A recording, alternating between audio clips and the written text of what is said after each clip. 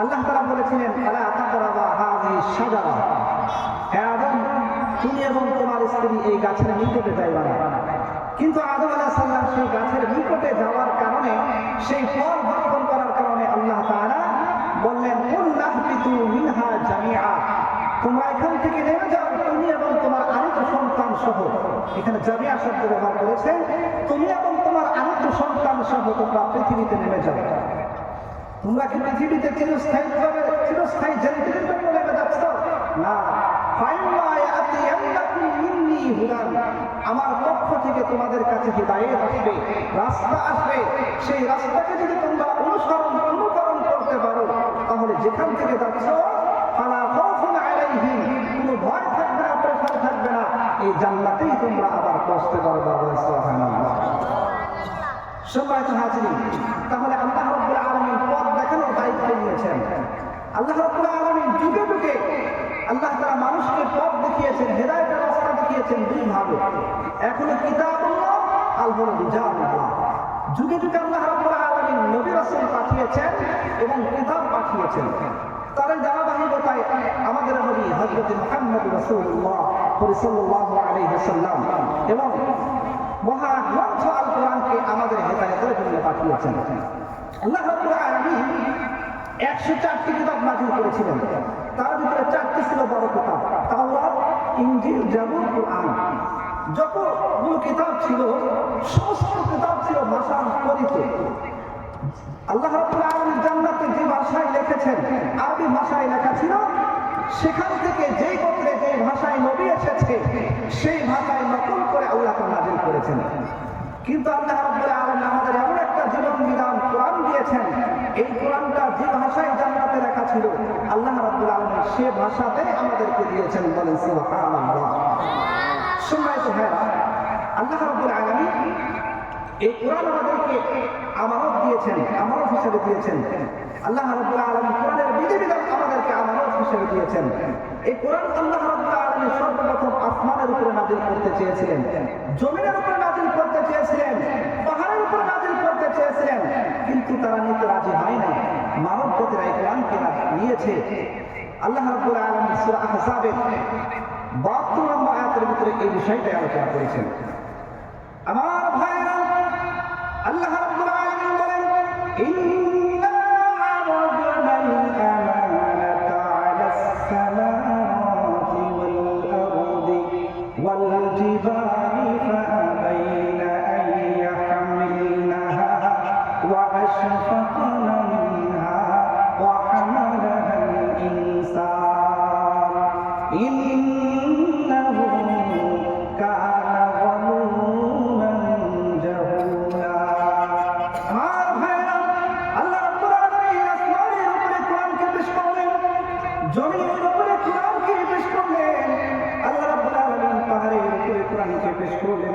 তারা এই কোরআন নিতে রাজি হল না, তারা ভয় পায় না। কিন্তু আল্লাহ রাব্বুল আলামিন এই কোরআনকে মানব জাতিরা গ্রহণ করেছে। বলে সুবহানাল্লাহ।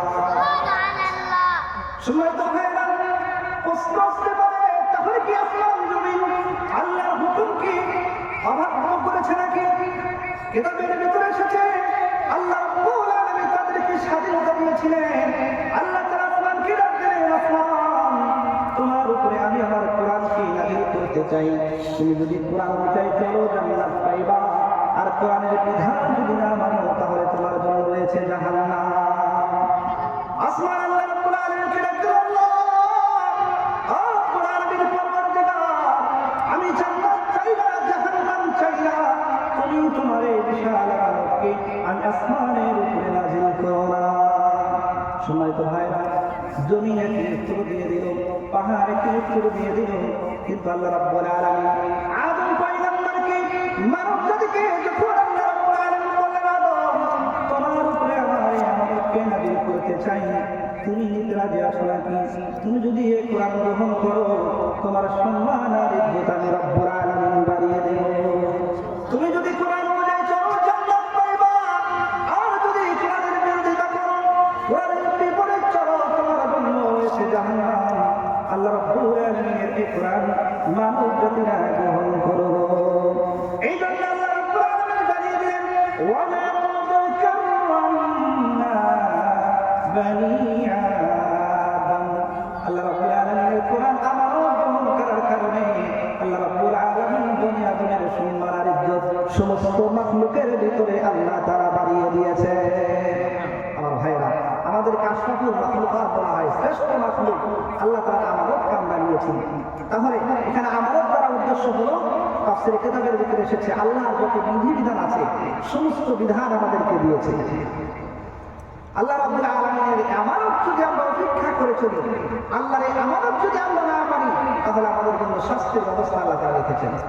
যারা মানবে না তাদের ব্যাপারে আল্লাহ তাআলা বলেছেন ইন্নাহু কানা যালুমান জাহুলা। তারা হলো নিজের প্রতি জুলুম করলো, সে মূর্খ, কারণ সে কোরআন অনুযায়ী চললো না। আমার ভাইরা, আল্লাহ রাব্বুল আলামিন সূরা মুহার ভিতরে বলে দিয়েছেন ওয়ামান আ'রাদা আন যিকরি ফাইন্নাহু মাঈশাতান দানকা ওয়া নাহশুরুহু ইয়াওমাল কিয়ামাতি আ'মা। আল্লাহ রাব্বুল আলামিন বলেন এখানে জিকির করার উদ্দেশ্য কোরআন। আমার কোরআনকে যারা উপেক্ষা করে চলবে, যারা কোরআনের আইন মানবে না, কোরআন অনুযায়ী চলবে না, কোরআন অনুযায়ী জীবন যাপন করবে না, তাদের জীবনটা হবে অতি সংকীর্ণ জীবন। টাকা পয়সা থাকবে, ধন দৌলত থাকবে, বাড়ি গাড়ি থাকবে, কিন্তু তার জীবনের ভিতরে কোনো শান্তি আর আল্লাহ রাব্বুল আলামিন রাখবেন না। কোরআন না মানার কারণে আল্লাহ রাব্বুল আলামিন তাকে অন্তরের ভিতরে শান্তি রাখবেন না। টাকা পয়সা অভাব থাকবে না, কিন্তু আল্লাহ রাব্বুল আলামিন সংকীর্ণতা দিয়ে দিবেন। দ্বিতীয় নম্বর শাস্তি হল কাল কঠিন কিয়ামতের ময়দানে আল্লাহর কোরআনকে না মানার কারণে, উপেক্ষা করে চলার কারণে হাসরের মাঠে আল্লাহ রাব্বুল আলামিন অন্ধ করে উঠাবেন।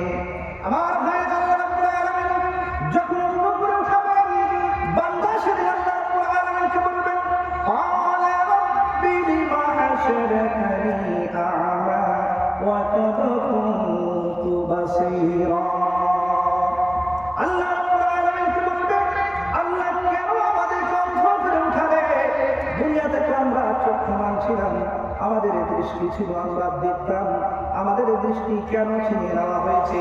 আল্লাহ তাআলা জবাব দিবেন ক্বালা কাযালিকা আতাতুকা আয়াতুনা ফানাসিতাহা ওয়া কাযালিকাল ইয়াওমা তুনসা।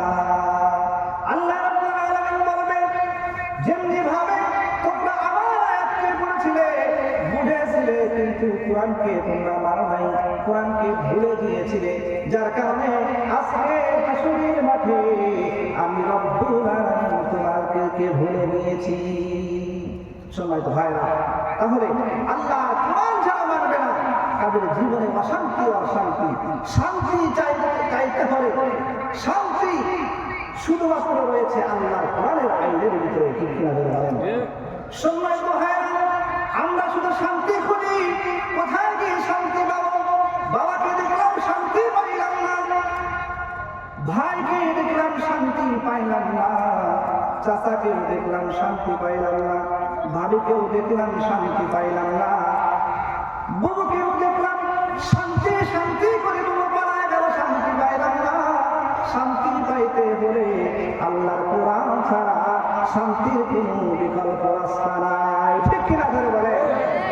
আল্লাহর জমিনে আল্লাহর কোরআন যদি বাস্তবায়ন না হয়, কোনদিন শান্তি আসবে না। এই জন্য এই আসমান কার বলেন তো? আল্লাহর জমিন কার? আল্লাহর জমিনে আইন চলবে কার? ইনিল হুকমু ইল্লা লিল্লাহ। আল্লাহর জমিনে আল্লাহর আইন ছাড়া অন্য কোনো আইনের ভিতরে শান্তি পশ্চিম কারো আসবে না। শান্তি পাইতে হলে এই কোরআনের নিকটে আসতে হবে। কোরআন ছাড়া, কোরআনের আইন ছাড়া কখনো শান্তি আসবে না সমাজে। এই জন্য সম্মানিত ভাইরা, শান্তি পাইতে পারে আল্লাহ কোরআনের আইন আল্লাহর জন্য বাস্তবায়ন করতে হবে। আল্লাহ রাব্বুল আলামিন একটা সময় দিয়েছে আমাদের ঐক্য হওয়ার। সমস্ত মুসলমান যদি আমরা হাতে হাত রেখে ঐক্য হয়ে কাজ করি, আল্লাহ রাব্বুল আলামিন বাংলার জন্য আল্লাহর কোরআনের আইন চালু করে দিবেন। আমরা যদি চাই ঐক্য হই, ইনশাআল্লাহ আল্লাহ রাব্বুল আলামিন এই জমিনে আল্লাহর কোরআনের আইন চালু করে দিবেন। সম্মানিত ভাইরা, তাহলে আল্লাহ রাব্বুল আলামিন যে বিধান আমাদেরকে দিয়েছেন মহাগ্রন্থ আল কোরআন, এই কোরআনের আমানতকে আমাদের মানতে হবে। এই কোরআনের প্রতি আমাদের 6টা দায়িত্ব রয়েছে। এই কোরআনের প্রতি আমাদের 6টা হক রয়েছে। 1 নম্বর হক হলো এই কোরআনের প্রতি ঈমান আনতে হবে। আমার ভাইরা, 1 নম্বর দায়িত্ব হক হলো এই কোরআনের প্রতি দৃঢ় বিশ্বাস আর ঈমান আমাদের আনতে হবে। যে কোরআন আল্লাহ রাব্বুল আলামিন আমাদের জীবন বিধান হিসেবে দিয়েছেন, এই কোরআনের প্রতি আমাদের দৃঢ় বিশ্বাস আর ঈমান আনতে হবে। 2 নম্বর দায়িত্ব হক হলো যে কোরআন আল্লাহ রাব্বুল আলামিন আমাদেরকে দিয়েছে, এই কোরআনের বেশি থেকে বেশি তেলাওয়াত করতে হবে। আল্লাহ রাব্বুল আলামিন বলেন, উতলু মা উহিয়া ইলাইকা মিনাল কিতাব। আল্লাহ রাব্বুল আলামিন হাবিবকে ডাকতে বলছেন, আপনার উপরে যে কিতাব নাযিল করা হয়েছে, এই কিতাব আপনি তেলাওয়াত করুন। এই কোরআন আপনি তেলাওয়াত করুন। তেলাওয়াত করলে কি লাভ হবে? আল্লাহ হাবিব জানিয়ে দিয়েছেন, তিরমিজি শরীফের ভিতরে হাদিস এসেছে। আল্লাহ পয়গম্বর বলেন, মান ক্বারা হারফান মিন কিতাবিল্লাহি ফালাহু হাসানাতুন। আল্লাহ হাবিব বলেন, কোন ব্যক্তি যদি আল্লাহর কালামে পাকের একটা অক্ষর তেলাওয়াত করে, আল্লাহ রাব্বুল আলামিন তার আমলনামায় একটা নেকি আল্লাহ তাআলা লিখে দেন। ওয়াল হাসানাতু বিআশরি আমসালিহা লা আকুলু আলিফ লাম মিম হারফুন ওয়ালাকিন আলিফুন হারফুন ওয়া মিম হারফুন। আল্লাহর হাবিব পৃথিবীর মানুষদেরকে জানিয়ে দেয়, ও মুহতারাম শোনো, আল্লাহ রাব্বুল আলামিন আল্লাহর কালামে পাক তেলাওয়াত করার কারণে আল্লাহ রাব্বুল আলামিন খুশি হয়ে ওই একটা নেকিকে 10 গুণ পর্যন্ত বাড়ায়া দেন। আল্লাহর কালামে পাক তেলাওয়াত করলে আল্লাহ তাআলা একটা নেকিকে 10 গুণ পর্যন্ত বাড়ায়া দেন। আল্লাহর হাবিব বলেন, আমি বলি না যে আলিফ লাম মিম একটি হরফ, আমি বলি আলিফ একটা হরফ, লাম একটি হরফ, মিম একটি হরফ। সম্মানিত ভাইরা, সুতরাং কোন ব্যক্তি যদি আলিফ লাম মিম শব্দ উচ্চারণ করে, আল্লাহ রাব্বুল আলামিন তার আমলনামায় 30টা নেকি আল্লাহ তাআলা লিখে দেন। সম্মানিত ভাইরা, আল্লাহ রাব্বুল আলামিন কালামে পাকের ভিতরে 114টি সূরা দিয়েছে। এই 114টি সূরার এক একটা সূরার এক একটা বৈশিষ্ট্য আর প্রতিবন্ধকতা আল্লাহ তাআলা লিখেছেন। আল্লাহর হাবিব বলেন, মান ক্বারা সূরাতু ইয়াসিন ফি সাদরিন নাহারি কুলিয়াতা কাওয়াইবুহু। আল্লাহর পয়গম্বর বলেন, কোন ব্যক্তি যদি দিনের শুরুতে সূরা ইয়াসিন তেলাওয়াত করে, আল্লাহ রাব্বুল আলামিন পুরা দিনের সমস্ত প্রয়োজন আল্লাহ তাআলা পূরণ করে দেন। আমার ভাইরা, আল্লাহর পয়গম্বর বলেন, মান ক্বারা সূরাতুল ওয়াকিয়াতি কুল্লু লাইলাতিন লাম তুসিবহু ফাকাতুন আবাদান। আল্লাহর হাবিব বলেন, কোন ব্যক্তি যে ব্যক্তি প্রত্যেকদিন সন্ধ্যাবেলায় সূরা ওয়াকিয়া তেলাওয়াত করবে, সে কোনদিন অনাহারে থাকবে না। আমার সম্মানিত ভাইরা, আল্লাহর পয়গম্বর বলেন, কোন ব্যক্তি যদি মৃত্যুর শয্যায় শায়িত হয়ে যায়, সেই সময় তার সন্তান যদি কোরআন পড়ে, কোরআন জানলে বলা হয়, তার শিয়রে বসে যখন সূরা ইয়াসিন তেলাওয়াত করবে, আল্লাহ রাব্বুল আলামিন তার মৃত্যুটা আল্লাহ তাআলা আসান করে দেবেন। আমার ভাইরা, শুধু তাই নয়, আপনি যখন মারা যাবেন, আপনার সন্তান যদি কোরআনের আলেম হয়, আপনার সন্তান যদি কোরআনের হাফেজ হয়, আপনার কবরের পাশে দাঁড়িয়ে সূরা ইখলাস 3 বার পড়ে আল্লাহর কাছে দোয়া করবে, আল্লাহ রাব্বুল আলামিন আপনার আমলনামায় 1 খতম কোরআনের সওয়াব আল্লাহ তাআলা দিয়ে দিবে। সময় তো ভাইরা, তাহলে কোরআন শেখার দরকার আছে কি নাই বলেন? নিজেও শেখার দরকার আছে, সন্তানদেরকেও শিখাইতে হবে। এই যে আপনাদের সামনে কোরআনের মার্কাজ চালু হয়েছে, এই কোরআনের মার্কাজ, এখানে ছোট ছোট কোমলমতি শিশুরা যখন ফজরের আগে কোরআন তেলাওয়াত করে, আপনাদের গ্রামে আল্লাহর পক্ষ থেকে, আসমান থেকে রহমতের বারিদার আবশ্যক হয়। বলে সুবহানাল্লাহ। শুধু কি তারাই রহমতের ভাগীদার হয়? না, সম্মানিত ভাইরা, যখন এই গ্রামের রহমত নাযিল হয়, পুরা গ্রামের উপরে আল্লাহ তাআলা রহমত নাযিল করেন। এজন্য এই কোরআনের মার্কাজ কিয়ামত পর্যন্ত টিকে থাকে নাকি আপনারা চান? ইনশাআল্লাহ এই কোরআনের মার্কাজ কিয়ামত পর্যন্ত টিকা থাকতে হলে আমাদের কথা দিয়ে, শ্রম দিয়ে, টাকা দিয়ে যখন যেভাবে সহযোগিতা করা দরকার সহযোগিতা করতে হবে। যখন যেভাবে ডাকবে আপনি শ্রম দিবেন, কাল কঠিন কিয়ামতের ময়দানে হতে পারে এর সিলাই আল্লাহ রাব্বুল আলামিন ক্ষমা করে দিবেন। সময় তো হয় না, আপনার সন্তানকে এখানে দিবেন, কোরআন শিক্ষা করাবেন, মৃত্যুর পরে আপনার জন্য দোয়া করবে, কোরআন পড়ে দোয়া করবে। আর আপনি যদি আপনার সন্তানকে কোরআনের শিক্ষায় শিক্ষিত না করেন, আপনার সন্তান জানাজায় দাঁড়িয়ে জানাজায় দোয়াটা পর্যন্ত করতে পারবে না, তো চিন্তা করেন আপনার মতো বাবার উপর বাবাকে আর দুনিয়াতে একটা থাকবে? সময় তো হয় না, আমার হয় না। এই জন্য বলে আপনার সন্তানকে ডাক্তার বানান, ইঞ্জিনিয়ার বানান, যে কোনো শিক্ষায় শিক্ষিত করেন, সমস্যা নাই, এগুলো দরকার আছে। কিন্তু প্রাথমিক শিক্ষা, কোরআন শিক্ষা আমাদের বাধ্যতামূলক থাকতে হবে। সময় তো হয় না, এই জন্য কোরআন শিখাইতে হবে সন্তানদেরকে। কোরআনের প্রতি যে 2 নম্বর দায়িত্ব হক, সেটা হলো আল্লাহ রাব্বুল আলামিন কোরআনকে তেলাওয়াত করতে বলেছেন। 2 নম্বর দায়িত্ব হলো এই কোরআন যখন তেলাওয়াত করা হয় তখন মনোযোগ সহকারে শ্রবণ করতে হবে। আল্লাহ রাব্বুল আলামিন বলেন, ওয়া ইযা কুরিআল কুরআন ফাসতামি'উ লাহু ওয়া আনসিতু লা'আল্লাকুম তুরহামুন। যখন তোমাদের সামনে কোরআন তেলাওয়াত করা হয়, তোমরা কোরআনকে, কোরআনের আলোচনাকে মনোযোগ সহকারে শ্রবণ করো, আমি রব্বুল আলামিন তোমাদের উপরে রহমত নাযিল করব। আমার ভাইরা, এই জন্য কোরআনের আলোচনা যেখানে হবে মনোযোগ সহকারে শ্রবণ করতে হবে।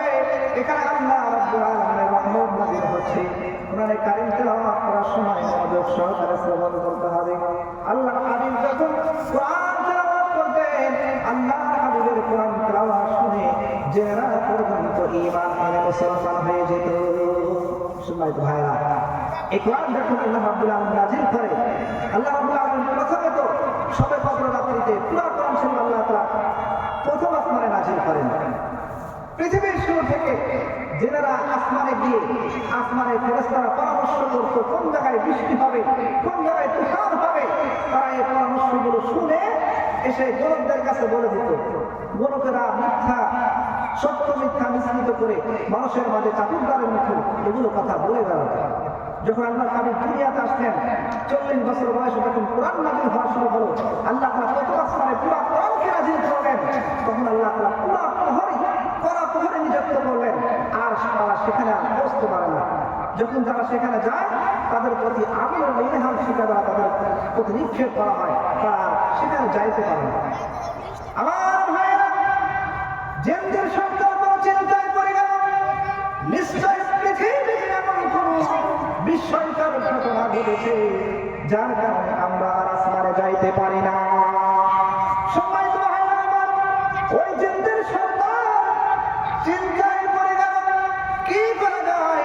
সমস্ত জিনদেরকে একত্রিত করে বলে বলে বিভক্ত করে পৃথিবীর আনাচে কানাচে ছড়িয়ে দেওয়া হলো। এমনভাবে একটা দল অনুসন্ধানে মক্কা নগরীতে উড়ে উড়ে দেখতেছে কোথা থেকে বিস্ময় আশ্চর্য জিনিস প্রকাশ পায়। উড়তে উড়তে হঠাৎ করে তাদের কানে ভেসে আসলো আল্লাহ হাবিব রাতের অন্ধকারে মধুর সুরে কোরআন তেলাওয়াত করে। আল্লাহ হাবিবের কোরআন তেলাওয়াত শুনে তারা থমে গেল। এটাই তো বিস্ময়কর জিনিস, এই আওয়াজ তো পৃথিবীতে আমরা কোনোদিন শুনি নাই। এই বিস্ময়কর, এটাই তো পৃথিবীতে বিস্ময়কর বস্তু হবে। এর কারণে আমরা আসমানে যাইতে পারতেছি না। আমার ভাইয়েরা, জিনদের সন্তান কাছে খবর পৌঁছাইতে হবে। তাই কোরআনের আওয়াজ শুনে মনোমুগ্ধকর হয়ে আল্লাহর হাবিবের কাছে প্রথমে চলে গেলেন। আল্লাহর পয়গম্বর গো, আমরা বুঝে ফেলেছি এটা কোনো সাধারণ কিতাব নয়, এটা কোনো সাধারণ বাণী নয়। আপনি আমাদের কালেমা পড়ায়া দেন, লা ইলাহা ইল্লাল্লাহু মুহাম্মাদুর রাসূলুল্লাহ সাল্লাল্লাহু আলাইহি ওয়াসাল্লাম। সম্মানিত ভাইরা, তারা কালেমা পড়ে মুসলমান হয়ে গেলেন। আমার ভাইরা, জিনদের সন্তানের কাছে চলে গেল সবাই, গিয়ে বলে ফাকালু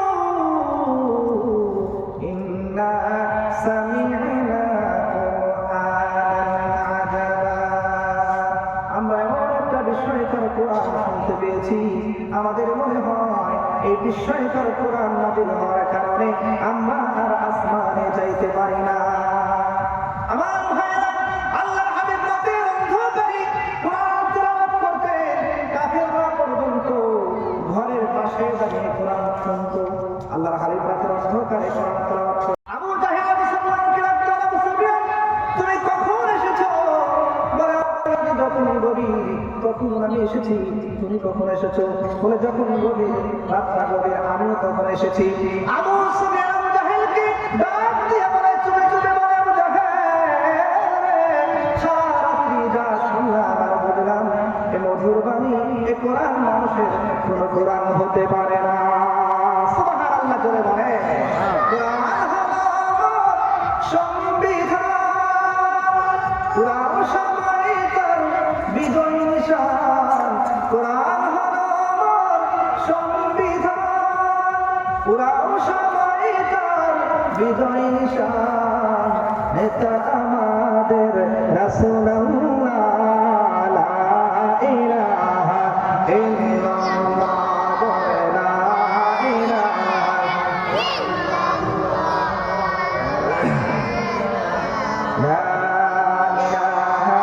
ইল্লাল্লাহু মুহাম্মাদুর রাসূলুল্লাহ। সম্মানিত ভাইরা, রাতের অন্ধকারে কাফেররা গিয়ে মুহাম্মদুর রাসূলুল্লাহ কোরআন শুনতো। আবু সুফিয়ান চুপে চুপে আবু জাহেলকে ডাকতে বলছে, ভাই আবু জাহেল সারা রাত্রি যা শুনলাম আর বুঝলাম, এত সুন্দর মধুর বাণী, এত সুন্দর ছন্দে যেন হৃদয়কে স্পর্শ করে, এই কোরআন মানুষের কোনো বানানো কোরআন হতে পারে না। আবু জাহেল ডাকতে বলে, আবু সুফিয়ান এই কথা আমাদের বলা যাবে না। আমরা যদি এই কথা বলি, এ মক্কা নগরী আমাদের দখলে থাকবে না। আসলে আমরা সকল বাড়িতে চলে যাই, সকল করে লাখ মানাত উজ্জাতের কসম করবো, তারা তো এগুলা পূজা করতে হবে, সেই জন্য এগুলাই পূজা করবো। আমার ভাইরা, তারা লাখ মানাত উজ্জাতের কসম করে বাড়িতে ফিরে গেল। বাড়িতে ফিরে যাওয়ার পরে যখন সারা রাত্রি পার হয়ে গেল, রাত্রি পার হওয়ার পরে যখন সন্ধ্যা ঘনিয়ে আসলো, কথায় আছে, আরবিতে প্রভাব বাক্য আছে, আল ইনসানু হারিসুন ফিমা মুনিআ।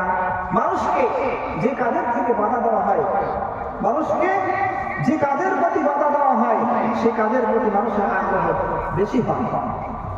যখন সন্ধ্যা ঘনিয়ে আসলো,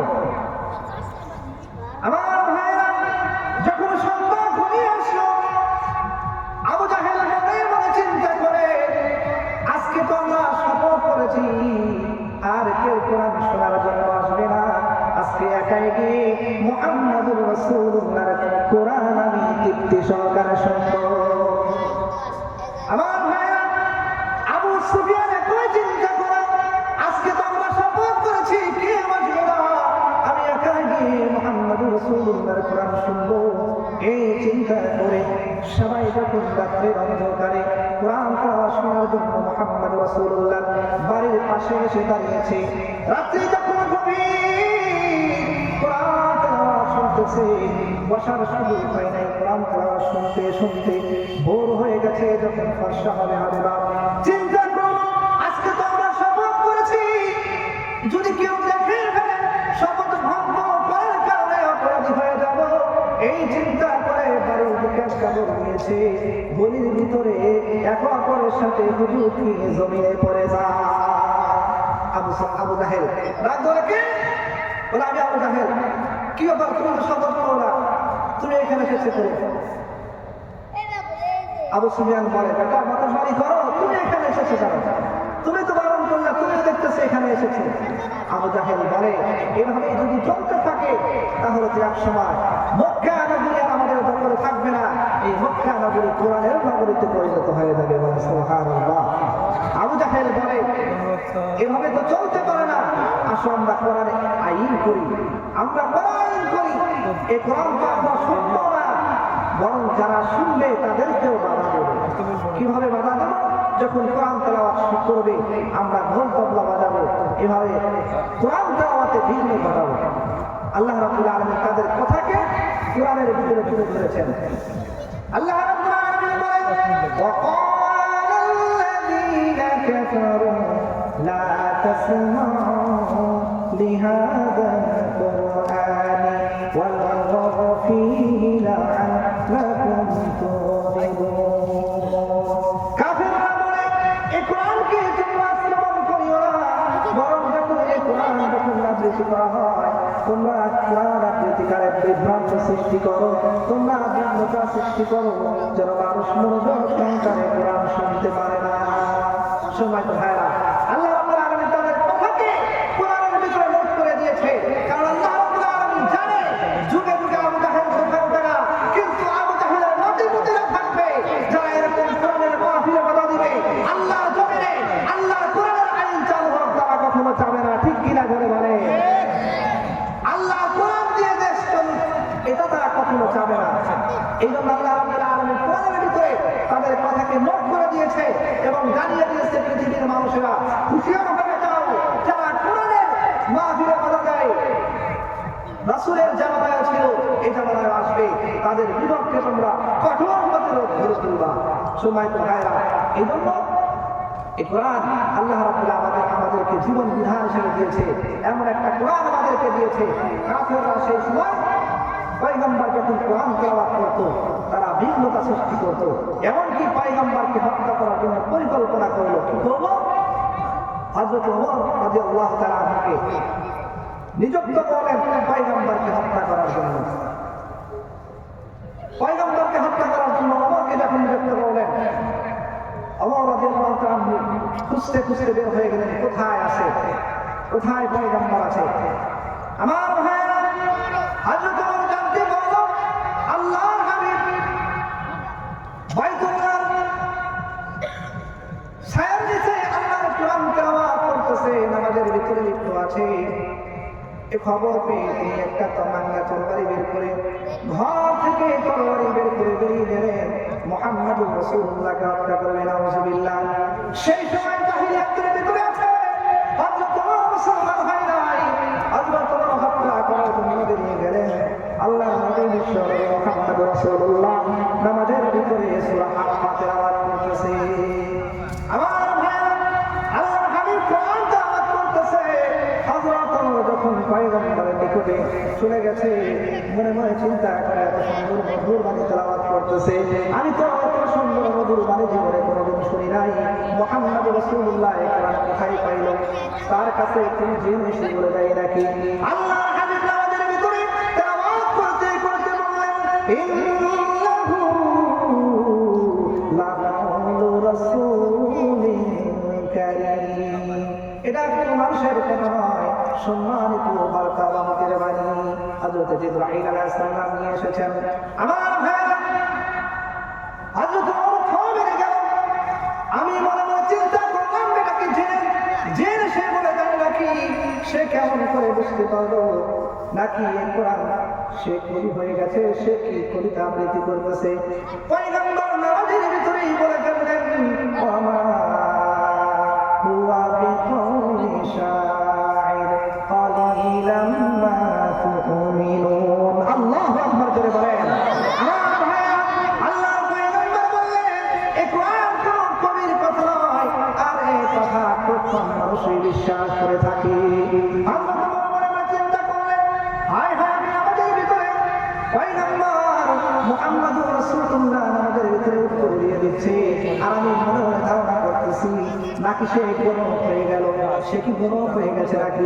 আল্লাহর হাবিব আমাদের ভিতরে বলে দিলেন, ওমা হুয়া বিকৌলি কাহিন কালিলাম মা তাযাক্কারুন। এটা কোনো গোলকের কথা নয়, আর এই উপদেশ প্রথম মানুষই বিশ্বাস করে থাকে। হযরত ওমর মনে মনে চিন্তা করতেছে, আর আশ্চর্য হয়ে গেছে, হায় হায়, আমি মনে মনে চিন্তা করি আর মুহাম্মদুর রাসূলুল্লাহ আমাদের ভিতরে উত্তর দিয়ে দেয়। এটা কোনো গোলকের কথা নয়, কবির কথা নয়। তাহলে এই কোরআন কার বাণী, কার পক্ষে নাযিল হয়েছে? আল্লাহর পয়গম্বর নামাজের ভিতরে তেলাওয়াত করেন, তানজিলুম মির রাব্বিল আলামিন। এটা হলো মহান রব্বুল আলামিনের পক্ষ হতে নাযিলকৃত কিতাব। আল্লাহু আকবার। যখন হযরত ওমর এই আয়াত শ্রবণ করলেন, হযরত ওমর বলে, ইসলাম যেন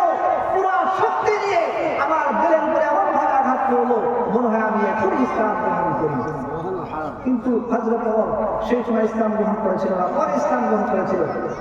পয়গম্বরকে হত্যা করার জন্য তারা পরিকল্পনা করতো কিভাবে হত্যা করা যায়। সম্মানিত হাজির, এজন্য দ্বিতীয় নম্বর দায়িত্ব কোরআনের প্রতি, যখন কোরআন তেলাওয়াত করবে, কোরআন তেলাওয়াত করা হয় তখন মনোযোগ সহকারে শ্রবণ করতে হবে। চতুর্থ নম্বর হওয়া হলো এই কোরআন যখন তেলাওয়াত করতে হবে বুঝে বুঝে কোরআন তেলাওয়াত করতে হবে, বুঝে বুঝে কোরআন করতে হবে। আমার ভাইরা, আল্লাহর পয়গম্বর বলে দিয়েছেন, কেউ যদি কোরআন বোঝে এবং কোরআন বুঝে আমল করে, আল্লাহর পয়গম্বর বলেন, মান ক্বারাআল কুরআনা ওয়া আমিলা বিমা ফীহি, মান ক্বারাআল কুরআনা ফাসতাহআহু ফাহাল্লা হালালাহু ওয়া হারামা হারামাহু আযাফা লাহুল জান্নাহ। আল্লাহর পয়গম্বর বলেন, কোন ব্যক্তি যদি কোরআন তেলাওয়াত করে এবং কোরআন অনুযায়ী আমল করে, আল্লাহ রাব্বুল আলামিন কালকে কিয়ামতের ময়দানে আল্লাহ তাআলা তাকে জান্নাত দান করবে।